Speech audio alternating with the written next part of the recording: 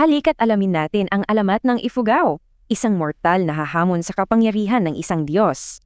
Ito'y kwento ng talino at tapang laban sa kapangyarihan ng isang Diyos. Simulan na natin. Okay, so sanayan ng lamut, payapang namumuhay ang mag-asawang sina Kabigat at Bugan. Talagang masagana ang buhay nila. Sapat ang pagkain, maraming hayop at payapa ang bawat araw. Pero isang hapon, may dumating na hindi inaasahang bisita habang wala si Kabigat sa kanilang tahanan. Ang bisitang ito, walang iba kundi si Puwek, ang bathala ng Bagyo, mapanira at talagang walang awa.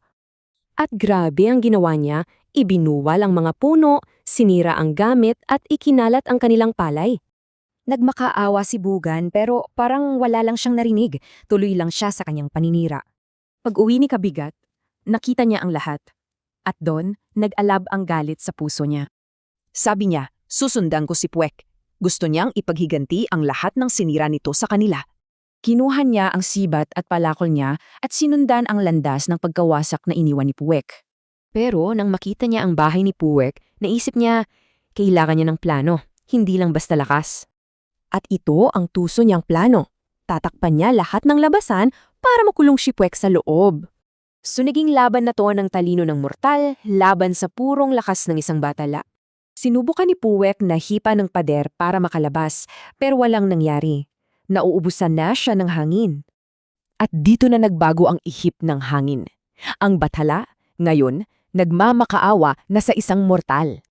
Pero matigas si Kabigat, sabi niya, "Hindi, di mo rin kinawawa ng asawa ko noon."